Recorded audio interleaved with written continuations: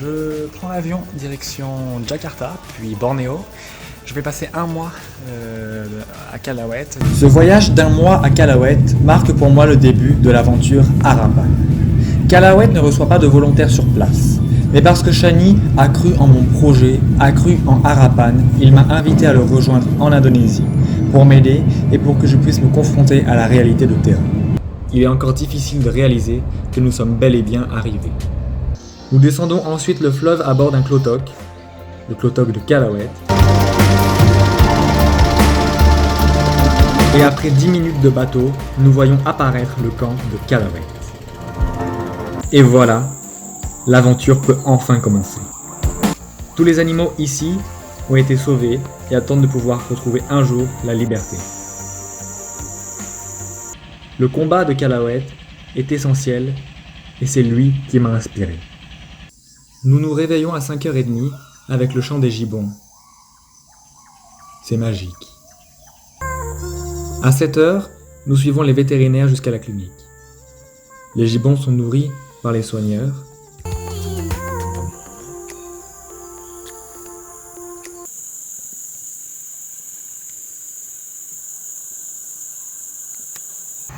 Et en lisière de forêt, j'aperçois des nasiques en train de grignoter quelques feuillages.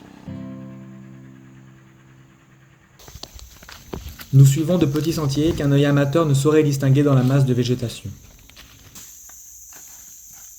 En voyant tout ce qui m'entoure, cet écosystème précieux et merveilleux, je ne comprends pas comment leur destruction peut nous laisser indifférents. Nous prenons le speedboat et descendons pendant 3/4 d'heure jusqu'à arriver au village. Tout le monde nous accueille avec un grand sourire et semble heureux de nous voir. Grâce à Calauet, ils retourneront peut-être un jour dans la forêt, à leur place.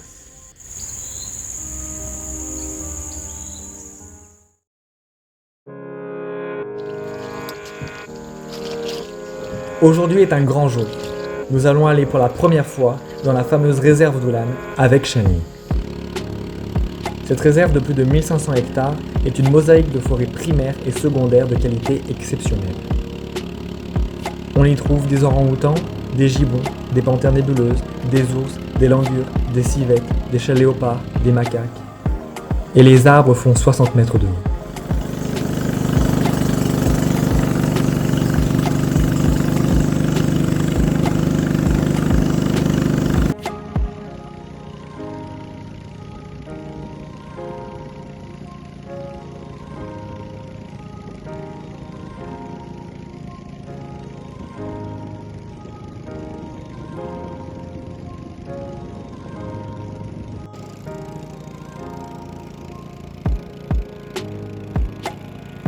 Nous traversons le lac du village de Butong en pirogue. L'eau est calme et lisse. Un grand panneau placé sur un arbre indique l'entrée de la réserve d'Ulan. Et la forêt ici n'a rien à voir avec celle de Pararamen. Elle est d'une qualité bien supérieure. Les arbres sont plus grands, la forêt est plus aérée. Les premières branches ici sont au moins à 40 mètres de haut. Nous nous posons plusieurs fois à l'affût, à la recherche d'animaux, en particulier d'orang-outans.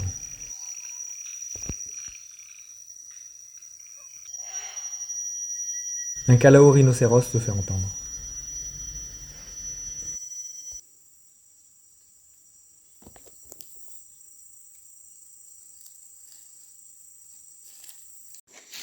Bois un coup.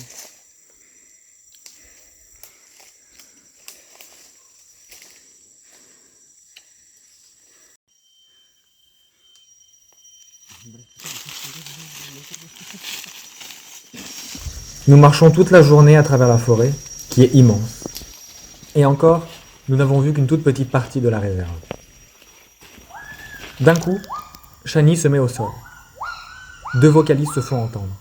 Les arbres bougent à moins de 100 mètres. Des gibbons. Ma première rencontre avec des gibbons sauvages. J'en ai les larmes aux yeux.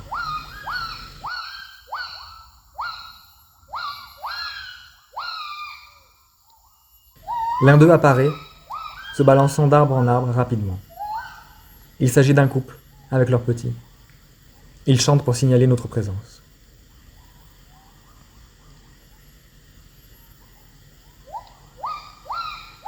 Après 10 minutes à les observer, nous nous en allons pour ne pas les déranger plus longtemps. Là, tout devient clair, tout prend du sens. La forêt est pleine de vie à protéger. Nous reprenons notre marche et les gibbons finissent par se taire. Sur les arbres, nous voyons des traces d'ours de partout.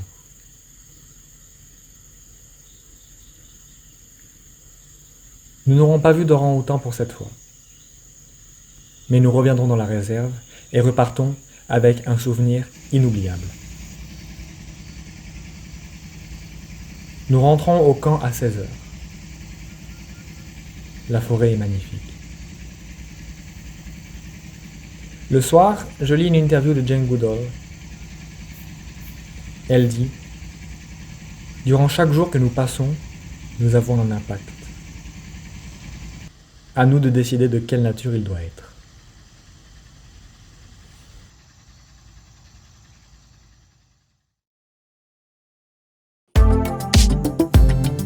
Nous partons ce matin en Clotoc, direction Moratevé. L'équipe va faire des courses en ville.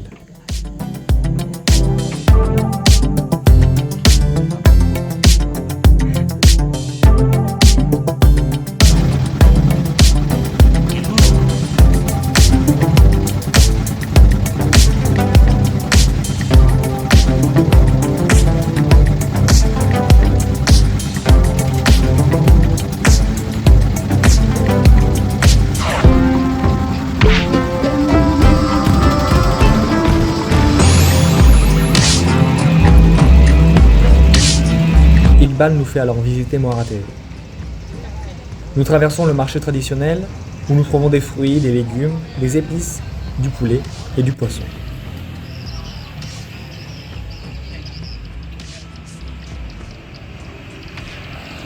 Nous faisons ensuite le tour de la ville et rencontrons notamment une dame qui vient nous parler en indonésien et qui s'amuse de notre incompréhension.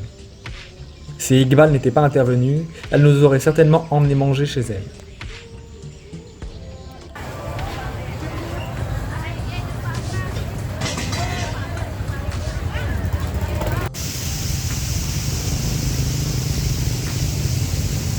Pour prendre un selfie avec lui.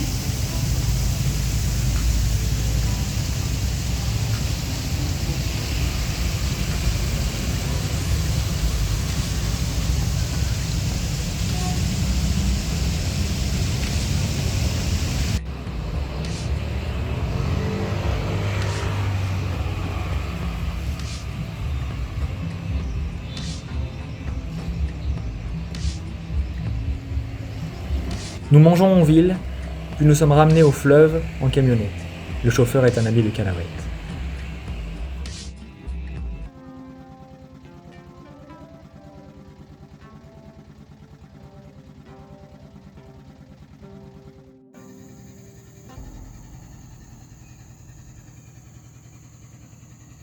Fildar est là, et que Fildar est aveugle.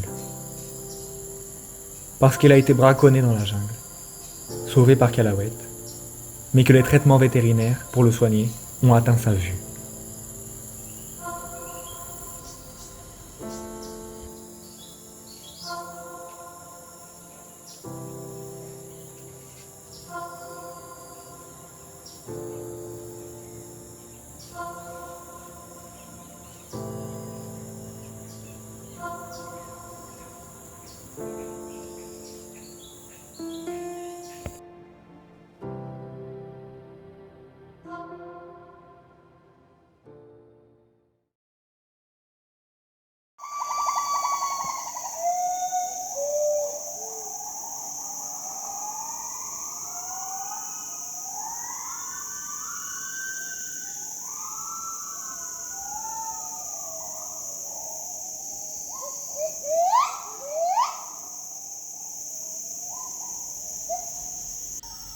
Observer et mieux comprendre comment fonctionne Calawet, l'un des programmes de conservation les plus concrets, les plus efficaces et le plus porteur d'espoir à mes yeux en Indonésie, comprendre à quoi ressemble la réalité du terrain, et les enjeux liés à des sauvegardes actives de la biodiversité, découvrir la richesse de la forêt et de la faune, rencontrer les habitants, tout cela est extrêmement formateur et essentiel pour Arapan et pour moi.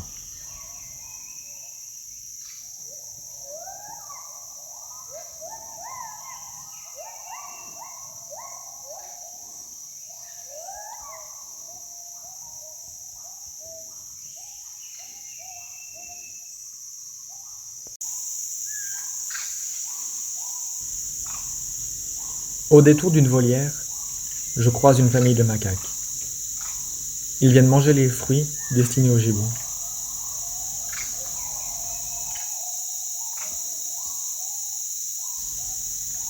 L'une des femelles porte même un bébé.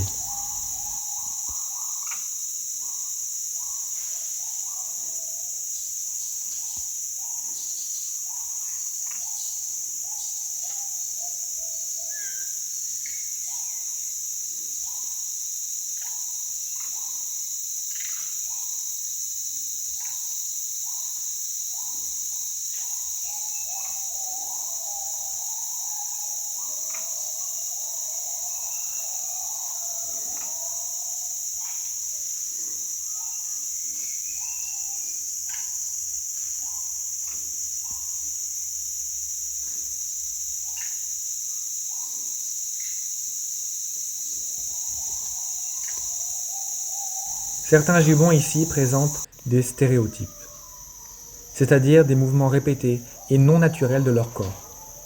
Cela est dû au stress et au traumatisme de leur vie passée. Ça peut être un doigt qui tape inlassablement contre le grillage, un gibbon qui mâchouille comme s'il mangeait du chewing-gum, ou comme ici, une rotation de la tête. À Calauet, les animaux réapprennent à être de vrais gibbons.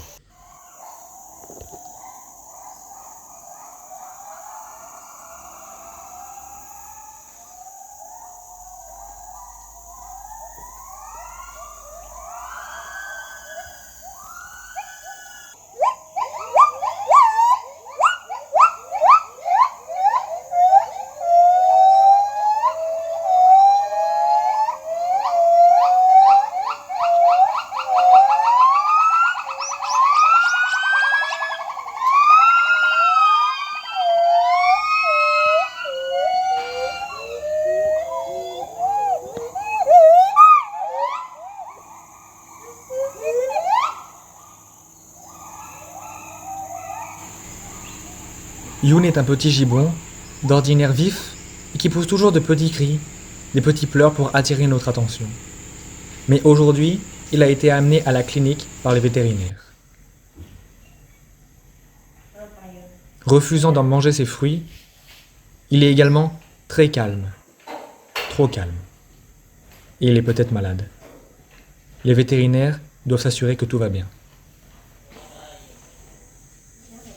Elles prennent sa température, 40 degrés. C'est beaucoup trop chaud.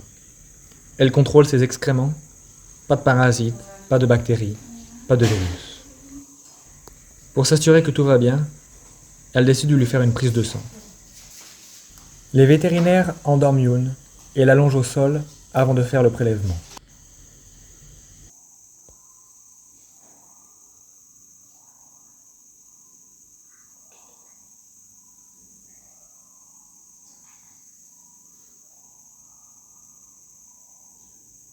Les résultats indiqueront qu'il n'y a pas de maladie, ce qui est rassurant.